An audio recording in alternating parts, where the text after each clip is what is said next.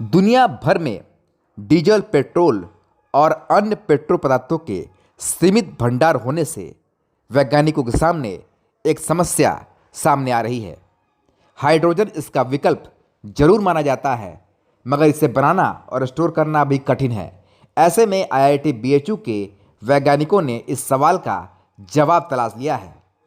इनका बनाया गया हाइड्रोजन जनरेटर ग्रीन एनर्जी के बड़े विकल्प के रूप में देखा जा रहा है। इस डिवाइस को हाइड्रोजन जनरेटर नाम दिया गया है। केमिकल इंजीनियरिंग के प्रोफेसर राजेश उपाध्याय और उनकी टीम ने यह तैयार किया है। मिथेनॉल और पानी के मिश्रण से यह डिवाइस हाइड्रोजन बनाती है। प्रोफेसर साहब बताते हैं कि हाइड्रोजन को लंबे समय से पेट्रो पदार्थों के विकल्प के रूप में देखा जा रहा है, मगर स्टोरेज कठिन होने के कारण ये चलन में नहीं आ पा रही थी। अब हाइड्रोजन जनरेटर इसका समाधान बनकर सामने आया है। ज़रूरत की जगह पर इस डिवाइस को लगाकर ऑन द स्पॉट हाइड्रोजन तैयार किया जा सकता है। इसका इस्तेमाल डीजल जनरेटर और ईवी चार्जिंग स्टेशनों में भी किया जा सकता है। ऐसे में ये एक बहुत बड़ा समाधान लेकर सामने आया है। इसके साथ ही प्रोफेसर ये भी बताते हैं कि हम इस डिवाइस को आकार छोटा करने का भी प्रयास कर रहे हैं। ऐसा हो जाने पर इसे वाहनों में भी इस्तेमाल किया जा सकता है। प्रोफेसर बताते हैं कि हाइड्रोजन जनरेटर की मदद से इस गैस का आसान और तेज उत्पादन भी संभव है।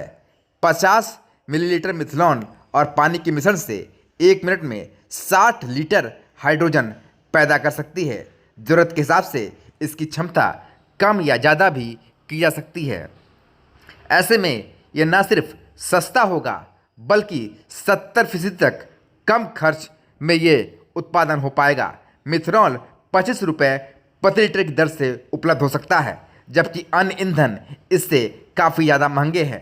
इसके अतिरिक्त यह ईंधन साउंडलेस भी कहा सकता है, यानी कि एक तरफ ध्वनि प्रदूषण भी नहीं होगा और बचत भी हो पाएगी।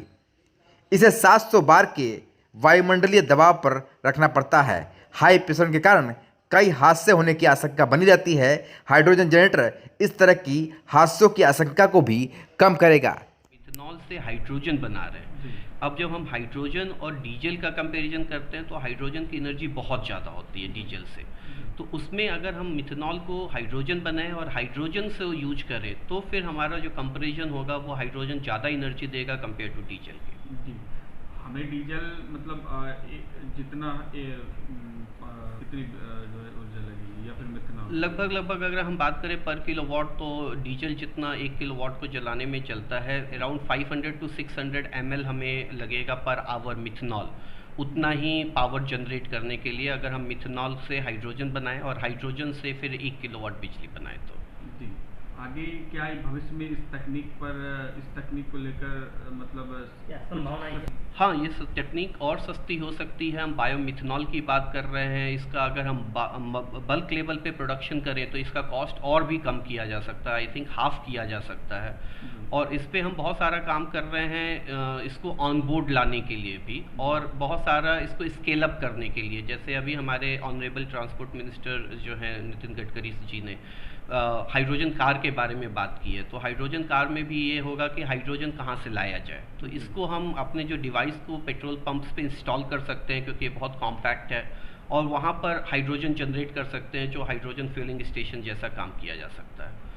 मोबाइल टावर एप्लीकेशन हमारा नेक्स्ट टारगेट है जो सबसे लो हैंगिंग फ्रूट है, जिसमें हमें जो पावर रिक्वायरमेंट होता है 4 से 5 किलोवाट का चाहिए होता है। वहाँ पे हम कर सकते हैं। Most of the mobile tower diesel generators पे चल रहे हैं तो उसको हम इससे रिप्लेस कर सकते हैं। तो ये जो छोटे छोटे रिप्लेसमेंट हैं ये दिखेंगे छोटे लेकिन इसका इम्पैक्ट बहुत बड़ा होगा, क्योंकि जैसे सिर्फ मोबाइल टावर की बात करूँ तो 2 लाख से ऊपर मोबाइल टावर इंडिया में है। अगर उन 2 लाख डीजल जनरेटर्स को 2 लाख हाइड्रोजन जनरेटर से रिप्लेस किया जाए तो बहुत सारा कार्बन एमिशन रोका जा सकता है।